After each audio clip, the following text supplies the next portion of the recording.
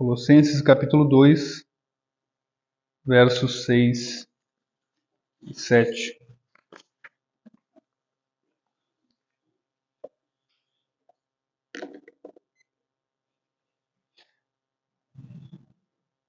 Assim diz a inerrante e infalível palavra do Senhor. Ora, como recebestes Cristo Jesus, o Senhor, assim andai nele radicados e edificados e confirmados na fé, tal como fostes instruídos, crescendo em ações de graças. Até aqui a palavra do Senhor. Vamos orar mais uma vez.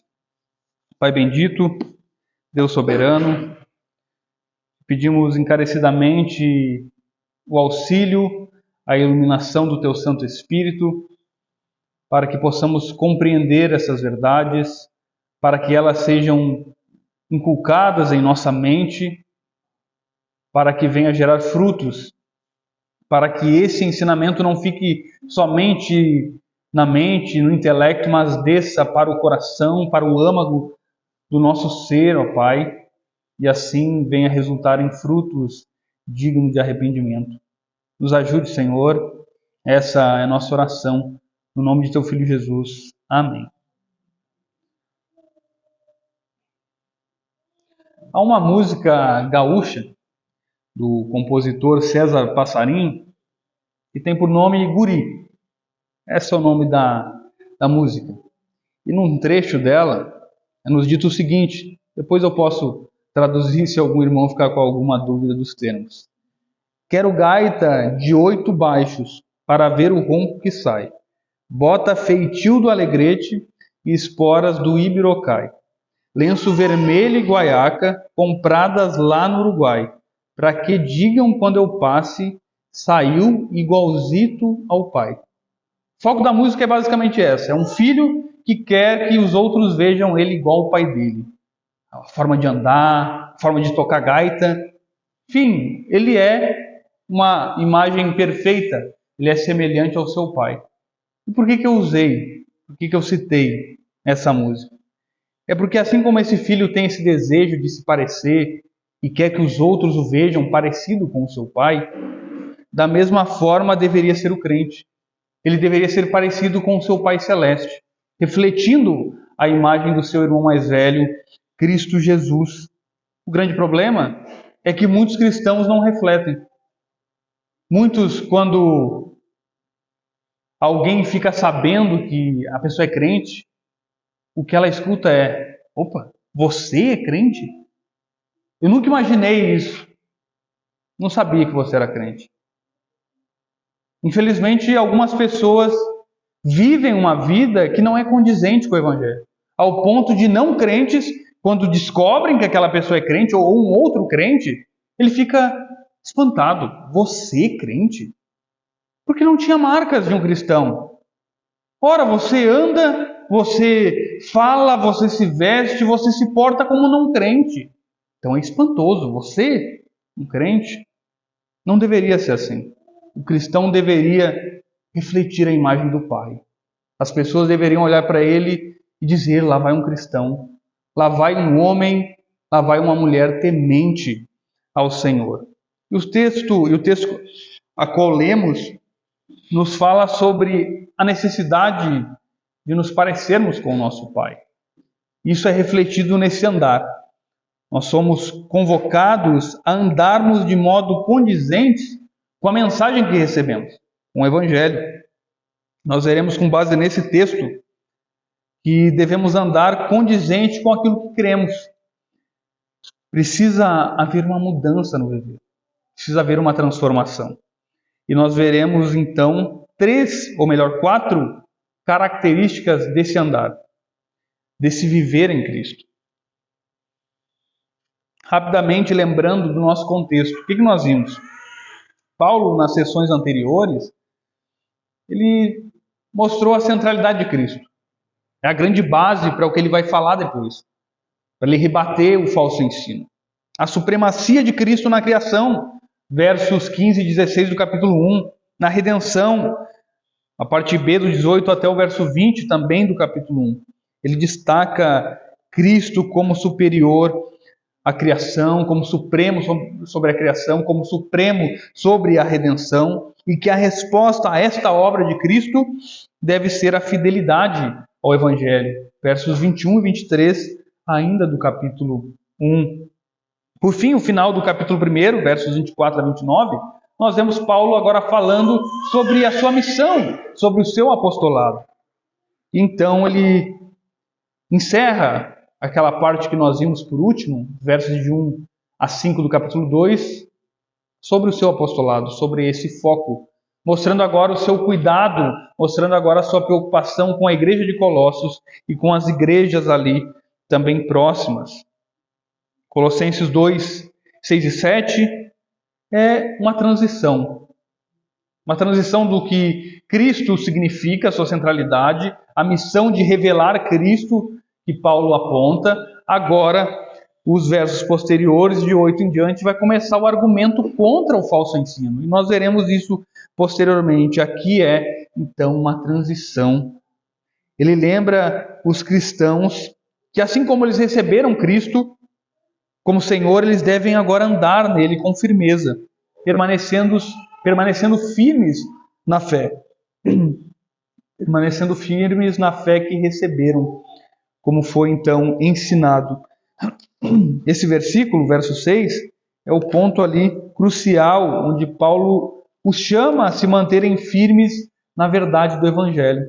Apesar dos desafios que eles estavam enfrentando, do falso ensino que estava tentando os tirar do caminho correto, eles deveriam manter-se firmes, deveriam ter uma fé envolvida ali em um andar de modo digno do Evangelho, de modo digno da mensagem que eles receberam. Esses versos, então, são essa transição da centralidade de Cristo para a refutação do falso ensino. Nosso texto, no verso 6, começa com um ora. Esse ora poderia muito bem ser traduzido por um portanto. Ficaria mais claro, pois você veria nitidamente o vínculo com os versos anteriores. Portanto, haja vista o que foi dito, que esse mistério de Cristo foi revelado a vocês, os tesouros que estão contidos em Cristo, vocês receberam isso.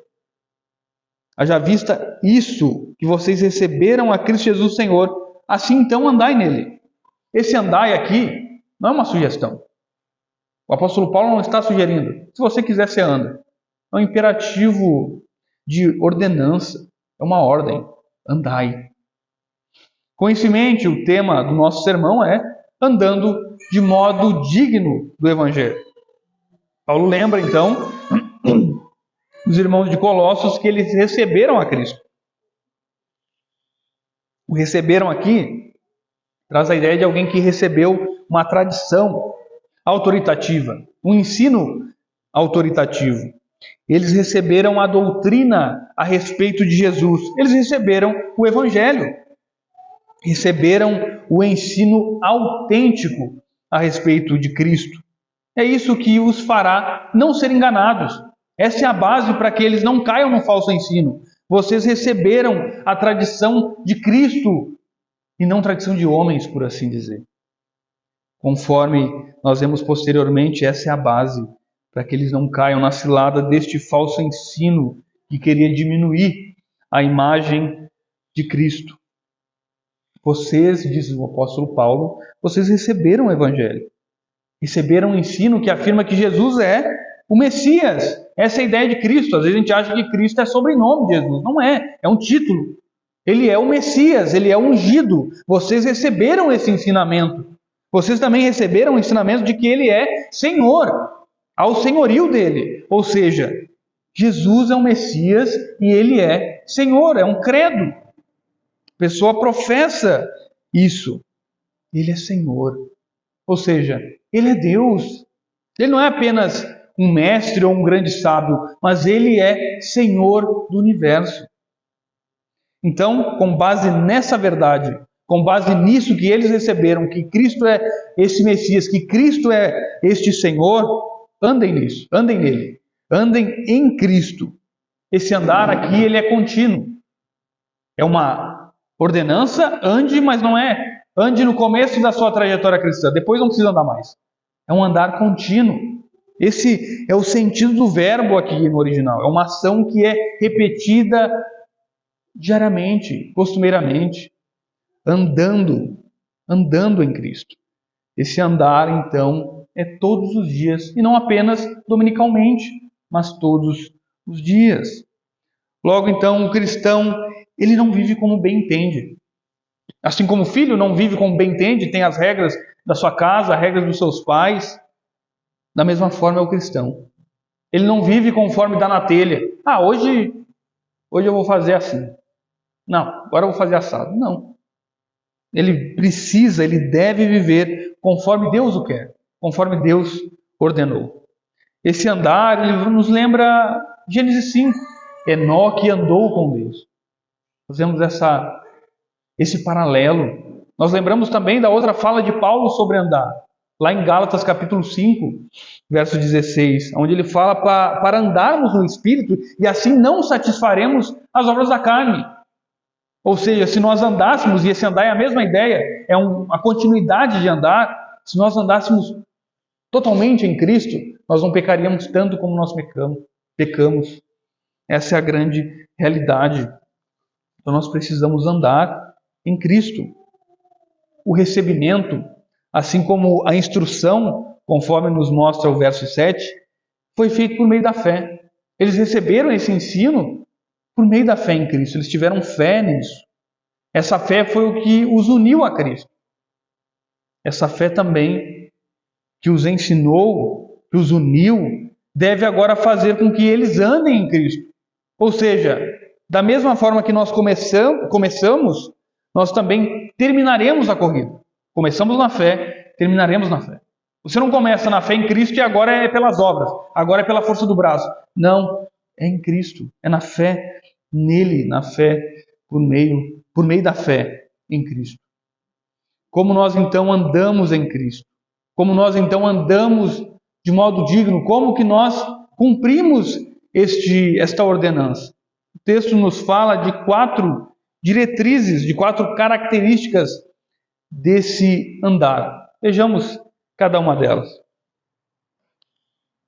Primeira característica, nós vemos no verso 7, que nos fala do radicados.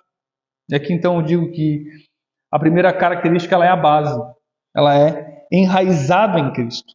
Ainda que a nossa tradução esteja radicados, a ideia mais literal é enraizado, fica mais claro isso. Ainda que radical já tenha isso no próprio nome, mas a ideia de enraizados deixa mais explícito o conteúdo. Então a primeira característica desse andar é estar enraizado em Cristo. O tempo verbal fala de uma ação que ocorreu no passado, mas que tem reflexos no presente. Ou seja, nós no passado, lá na conversão, recebemos e cremos na mensagem do Evangelho. Fomos enraizados em Cristo. Paulo usa então uma figura, uma imagem agrícola, uma imagem que fazia total sentido para o leitor. Vocês foram enraizados em Cristo e isso traz resultados no hoje, isso trará resultados no futuro. Isso nos lembra o famoso Salmo 1, de 1 a 3.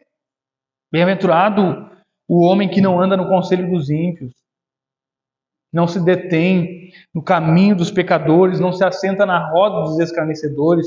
Antes, o seu prazer está na lei do Senhor, na sua lei medita de dia e de noite. Aí, verso 3 nos diz, ele é como árvore plantada junto à corrente de águas, que no seu devido tempo dá o seu fruto, e cuja folhagem não murcha.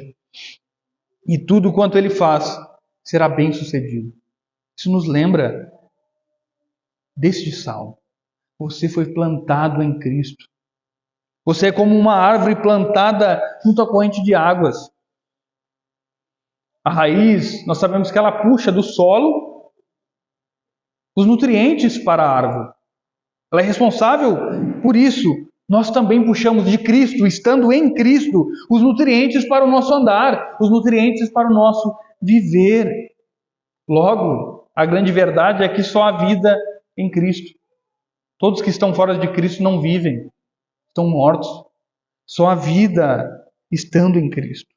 Só há como andarmos se estivermos enraizados em Cristo. Não há progressão se não tiver essa base.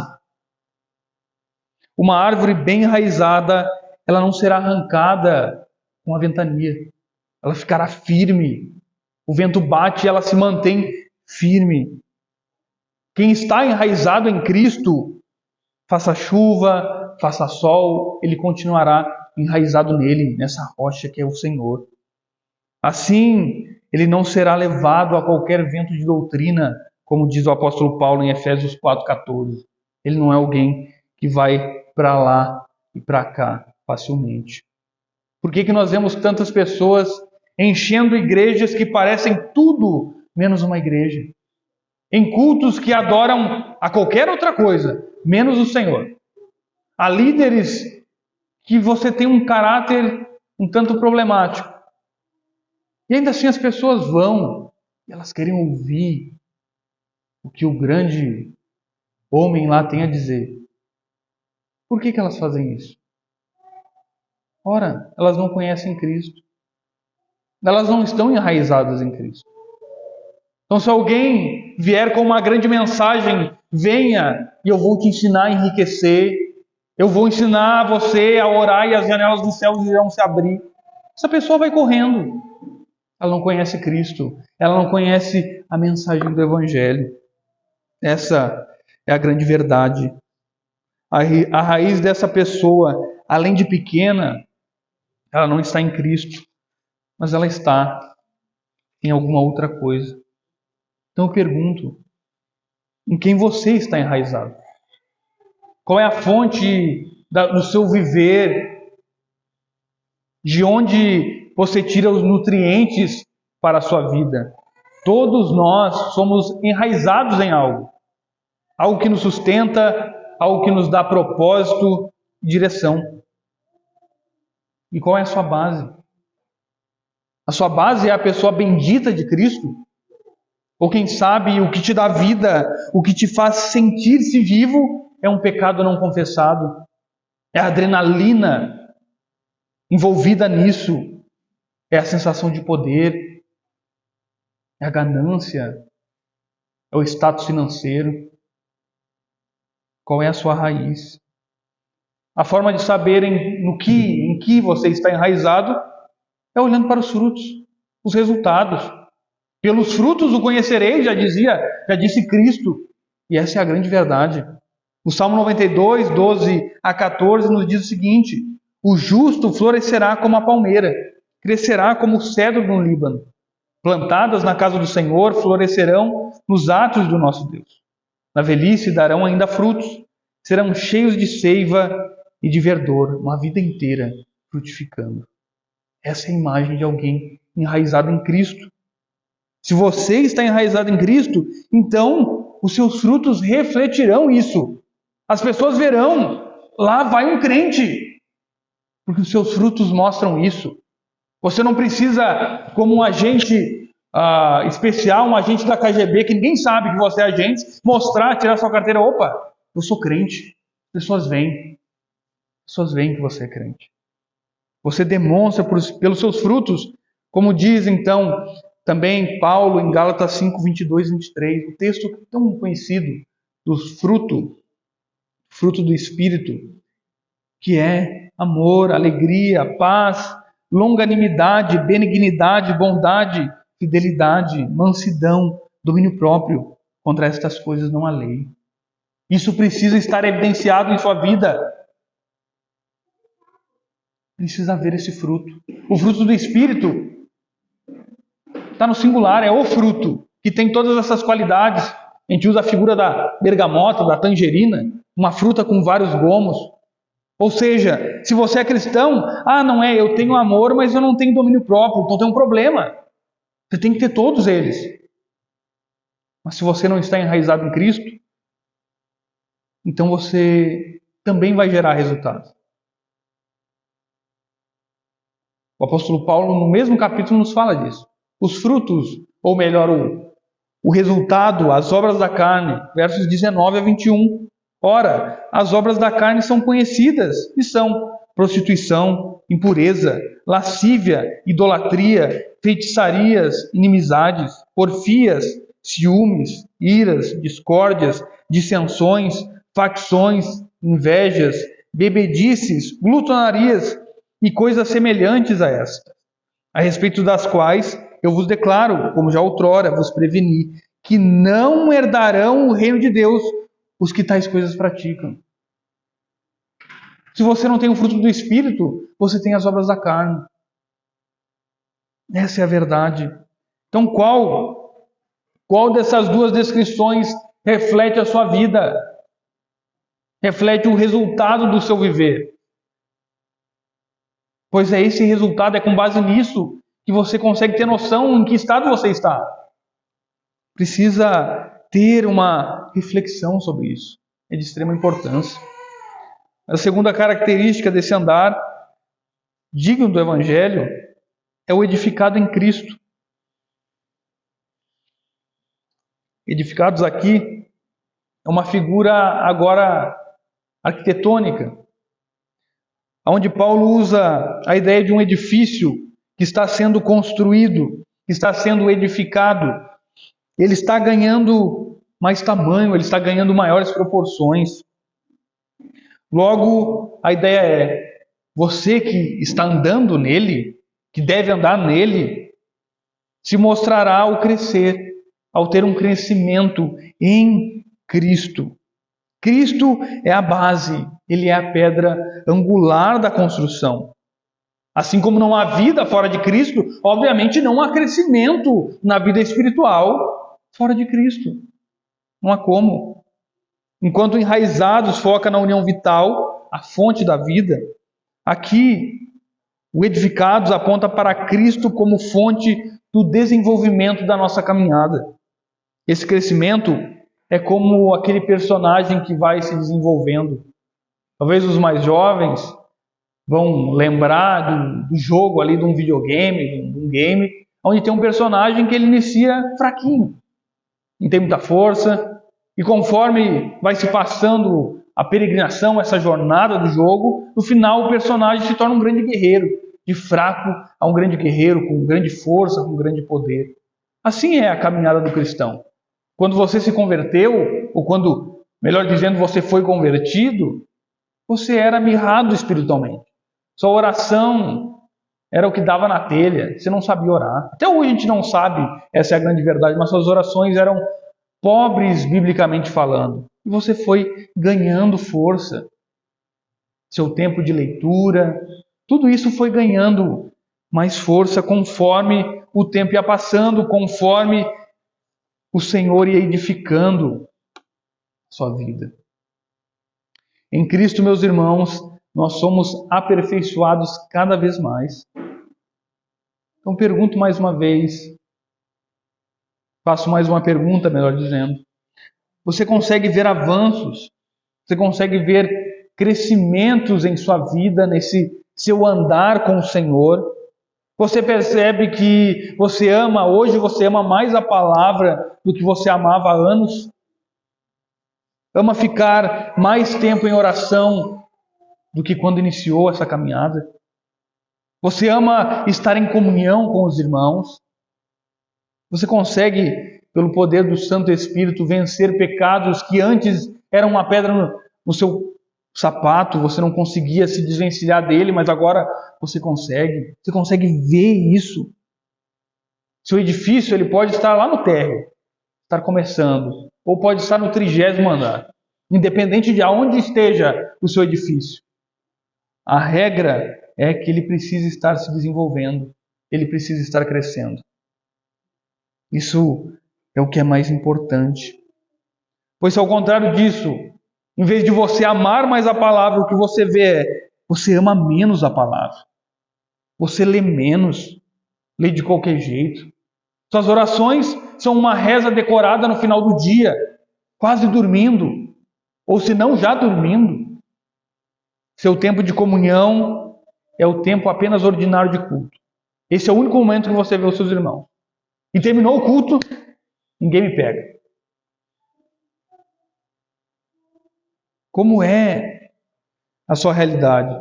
Seus pecados ainda são os mesmos que você cometia quando conheceu a Cristo? Se passaram 5, 10 anos e você está cometendo os mesmos pecados? Será que essa é a sua realidade? Se essa for a sua realidade, você precisa sondar seu coração. Você precisa pedir auxílio do Espírito Santo para fazer isso. Pois ou você está respirando com a ajuda de aparelhos, ou você não está enraizado em Cristo. Por isso que não há crescimento. Eu não consigo crescer na vida espiritual. Quem sabe você não está enraizado. Não vai crescer. Não há vida. Se essa for a realidade, você precisa se arrepender. Você precisa crer em Cristo. Senão nunca haverá crescimento. Nunca haverá mudança. É terrível quando nós vemos cristãos que têm a idade de um ancião como convertido. Mas, quanto à vida de andar com o Senhor, é um recém-nascido. Ele é imaturo, ele é soberbo, ele é orgulhoso, ele é arrogante. Ele é tudo que um cristão maduro não deveria mais ser. Pecados que já deveriam ser vencidos lá no passado. Mas ele continua mostrando isso, porque seu edifício ainda está ali no térreo. Não amadureceu. Isso é terrível.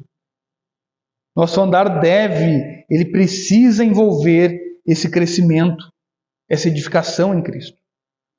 Interessante, tanto do enraizados quanto do edificados, é que eles têm uma relação com o tempo.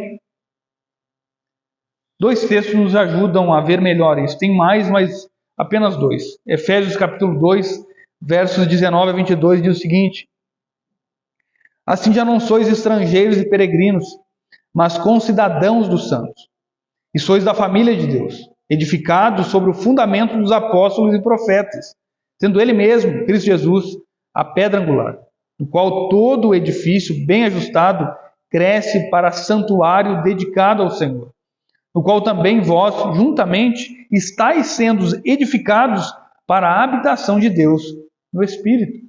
Outro texto, Apocalipse 3, versos 11 e 12, que nos dizem: venho sem demora, conserva o que tens, para que ninguém tome a tua coroa.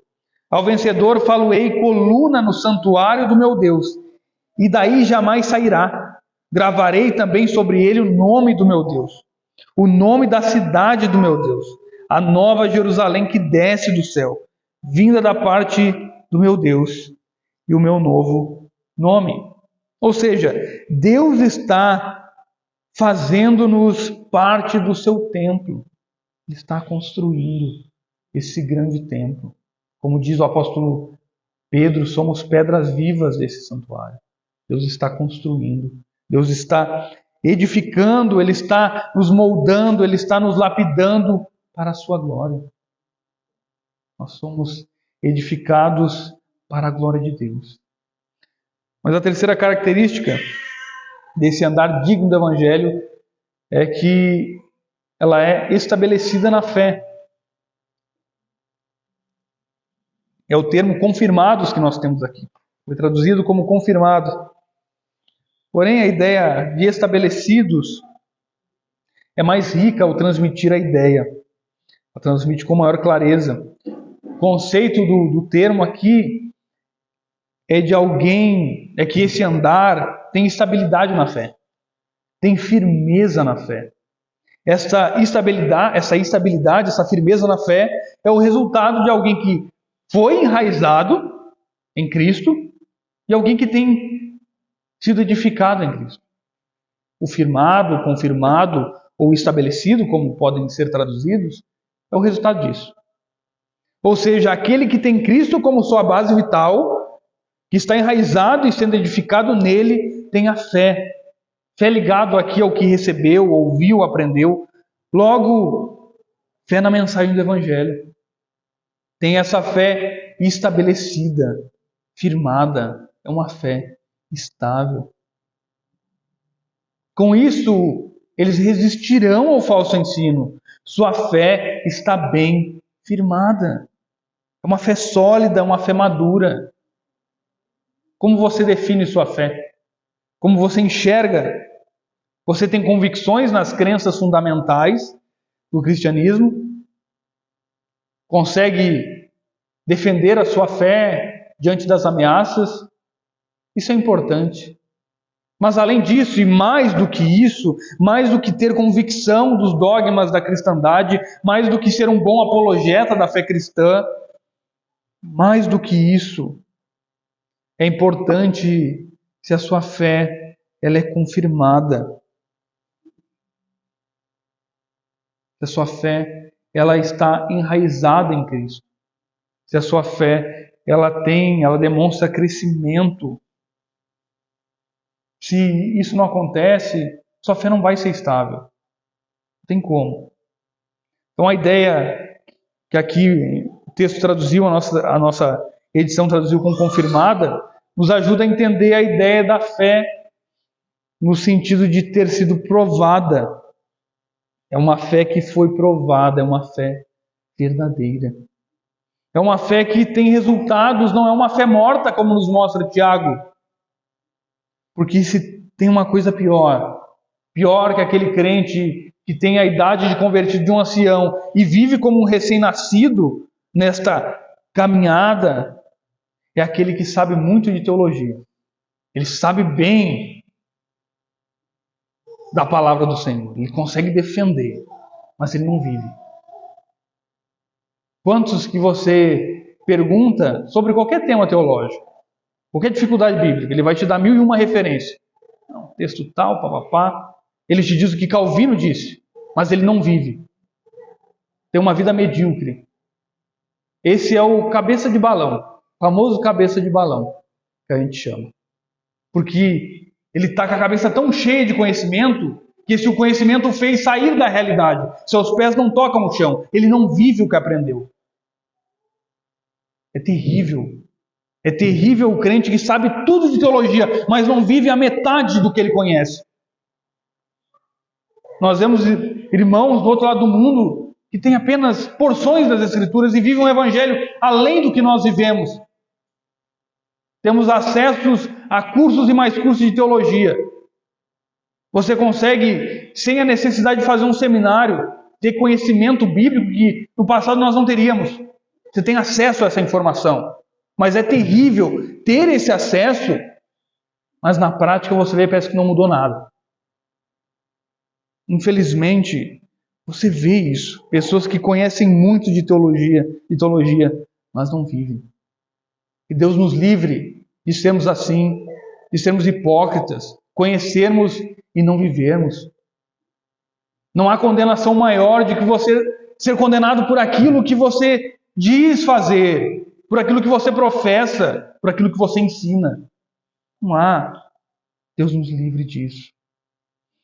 Mas nossa última característica desse andar digno do Evangelho é que ele transborda de gratidão.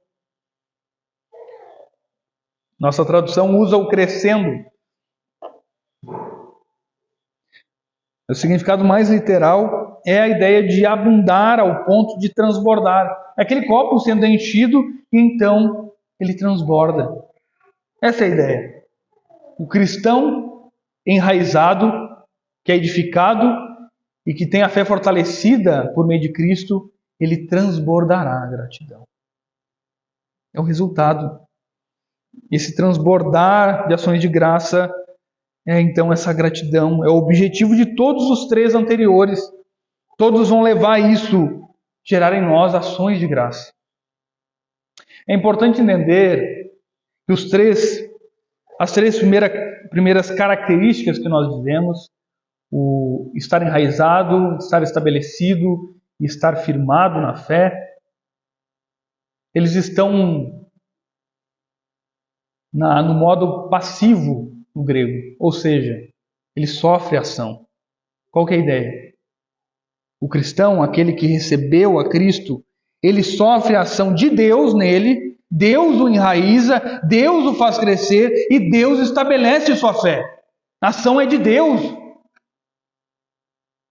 Vê que não há espaço para orgulho humano. Porque talvez você estava ali quase comemorando. Não, mas eu estou vivendo bem, eu estou orando, eu estou lendo, eu estou enraizado, eu estou crescendo, eu tenho a fé estabelecida, está tudo certo.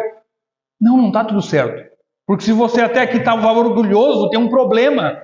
Porque isso é gerado por graças a Cristo. Não é você. É graças a Cristo. Se você tem crescido, é porque Cristo agiu com graça em você. Se você tem uma vida madura de oração e leitura da palavra, foi porque Deus foi gracioso com você. É graça dele. Não há espaço para orgulho. Porém, essa quarta característica não está na passiva, está na ativa. Você age. Você é convocado a agir de modo a abundar, a transbordar em ações de graça. É o Senhor quem nos faz crescer. É o Senhor que nos dá esta fé estabelecida. Logo, nós devemos ser gratos. Precisamos ser gratos. Nós só podemos agradecer. Se eu estou enraizado, se eu estou crescendo, se eu tenho a fé estável, é graças ao Senhor, então eu preciso agradecê-lo. Essa é a realidade. Devemos agradecer a Deus por Jesus Cristo. Agradecer pela salvação. Mesmo que você esteja passando por maus bocados, por momentos ruins em sua vida, mesmo que a comida estivesse sendo contada, a saúde debilitada, sua vida financeira toda desorganizada, sua vida um caos completo, mesmo que essa fosse a sua realidade, ainda assim você tem o porquê agradecer. Você tem motivos para agradecer. E o grande motivo é a salvação. O grande motivo é que Deus te salvou.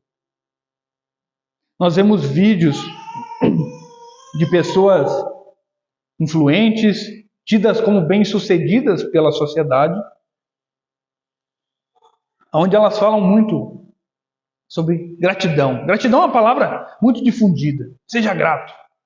E essa pessoa fala sobre isso. Não, eu sou uma pessoa extremamente grata. E é interessante e triste ao mesmo tempo. Porque você vê um descrente, você vê um pagão sendo grato por coisas tão efêmeras como são as coisas materiais.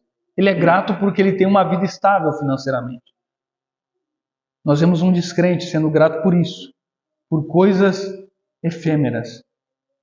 Enquanto nós vemos o cristão que foi salvo, que viverá a eternidade com o Senhor, não sendo grato.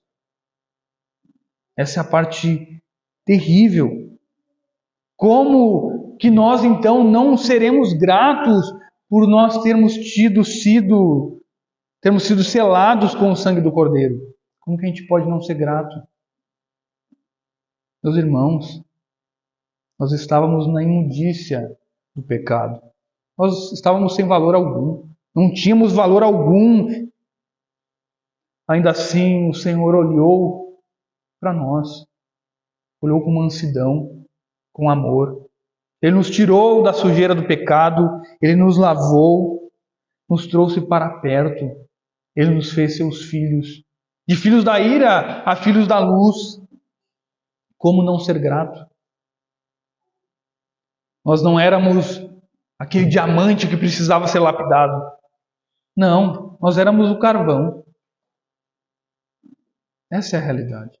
Mas o Senhor nos tirou, nos resgatou. Você tem sido tentado a reclamar? Você é alguém que tem a dificuldade de ser grato? Alguém que costumeiramente está resmungando por aí, murmurando? Talvez essa seja seu calcanhar de Aquiles, a sua grande dificuldade. Se essa for a sua realidade, eu lhe recomendo a olhar para os nossos irmãos que estão no continente africano, que estão no Oriente Médio. Muitos deles que não têm a escritura que você tem completa, que você tem em diversas versões, que você tem do estudo XY, eles não têm isso. Alguns não têm nem o Novo Testamento inteiro. Eles não têm, às vezes, 3 refeições no dia. Apenas, às vezes, é só uma. Uma refeição pobre de nutrientes. Roupas. Ali uma roupa no corpo para usar, por assim dizer. Pessoas que passam por diversas dificuldades. Mas o interessante é quando você vê cultos nesses lugares, você vê um sorriso de orelha a orelha. Pessoas gratas. Pessoas que estão alegres e contentes no Senhor por estarem cultuando ao Senhor, pois foram salvas. Elas então entendem que são dignas de sofrerem por Cristo. Mas se isso não é suficiente ainda para você ter uma vida de gratidão, se isso é pouco, então olhe para Cristo. Olhe para o que Cristo fez. Olhe para aquele que deixou o seu trono de glória, veio até nós e se esvaziou. Lembre-se disso. Ele se fez um de nós. Lembre-se do seu sofrimento. Lembre-se daquele que teve as suas costas dilaceradas com azorrague. Aquele que deixou o seu trono de glória para usar uma coroa de espinhos. Aquele que teve seu rosto cuspido. Sempre que eu leio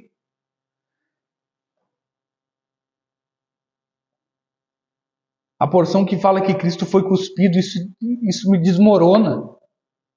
Porque como assim? Como assim o Rei do Universo recebe cusparadas na cara e ele se mantém quieto? Ele não murmura.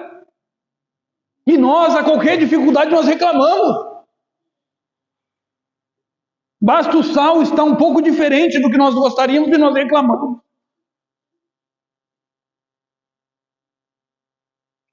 Eu não tenho o tênis que eu gostaria, então eu reclamo.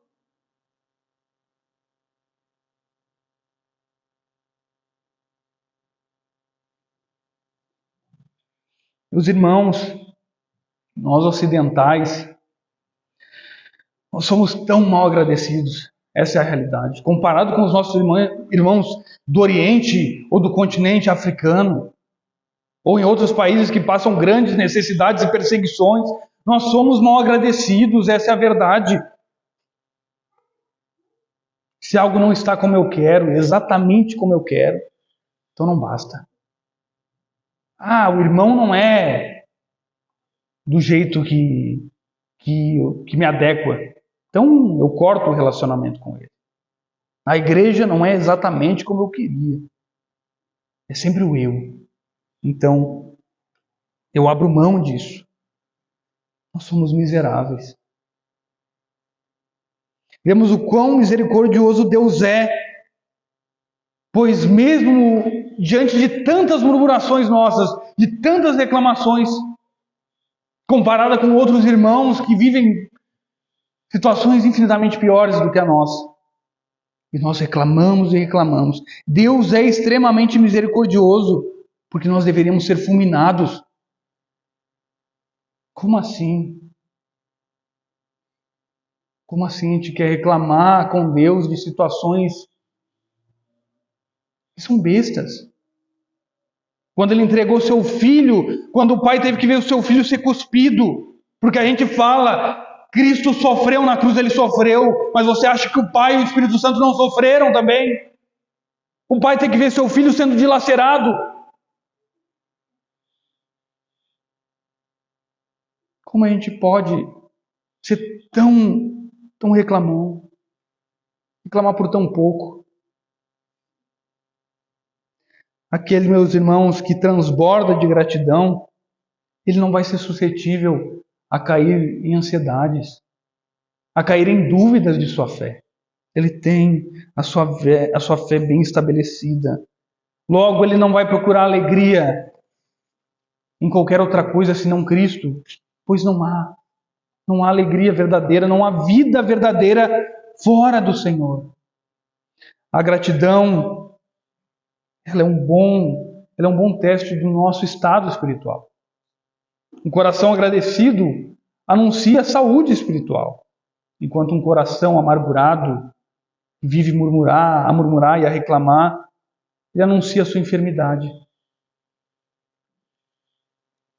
Concluindo, hoje nós vimos que devemos andar de modo digno do Evangelho. Vimos que esse andar envolve 4 características. Ele é enraizado em Cristo, ele é edificado em Cristo, é estabelecido na fé e, por fim, ele transborda gratidão. Você recebeu o Evangelho centrado em Cristo. Você tem convicção do que isso significa, do que isso impacta em sua vida. Se você tem, então ande. Avance nesta caminhada. Perceba se você está enraizado em Cristo. Faça essa reflexão. Você consegue ver isso? Se Ele é quem sustenta a sua vida, perceba se há crescimento nessa caminhada. Faça essa análise se sua fé é estável ou se está sempre numa corda bamba. A qualquer vento, a qualquer dificuldade, eu vou abandonar tudo, eu vou sair da igreja. Como é a sua fé? Você consegue ver isso em sua vida, essas características de alguém que anda nessa verdade que recebeu? Se não, então você precisa se arrepender. Isso é para ontem. Precisa se arrepender. Se Jesus é o seu Senhor, o seu andar, o seu viver, precisa ser condizente com essa realidade, com essa verdade. Hoje o Senhor, Ele nos chama à fidelidade. Ele nos chama a sermos cristãos, não somente no dia do culto, não somente no domingo, mas ao longo de toda a semana. Não postergue essa chamada. A partir de hoje, não daqui, amanhã eu vou começar, semana que vem. A gente sempre posterga. A partir de hoje, com a graça do Senhor, se comprometa a andar mais 1 quilômetro, a avançar na caminhada, a avançar na sua peregrinação. Aumente 5 minutos em sua oração diária. Comece, não vá, eu vou começar a orar 2 horas. Aumente 5 minutos em sua oração diária. Aumente um capítulo, ou então um versículo que seja a mais na sua leitura. Aumente seu tempo de comunhão com os irmãos. Visite-os. Veja como está seu irmão. Quantas cadeiras vazias nós temos hoje? Você sabe por que o fulano e o cicrano não veio? Mande mensagem. Veja como ele está. Visite seus irmãos. Se você está preso a um pecado, confesse-o, busque ajuda. Peça para um irmão orar por você. Meu irmão, eu não consigo vencer isso, me ajude. Ore por mim. Abre o peito. Nós precisamos fazer isso. Faça um voto com o Senhor. Então, meus irmãos, nós devemos andar de modo digno do Evangelho, em fidelidade à mensagem que recebemos, para que as pessoas possam ver em nós que lá vai um crente, lá vai um servo do Senhor, lá vai alguém que se parece com seu Pai Celeste, que reflete a imagem de Jesus, alguém que tem uma fé bem firmada no Evangelho recebido e não uma fé fingida. Que Deus, meus irmãos, nos ajude a andarmos de modo digno deste Evangelho. Amém.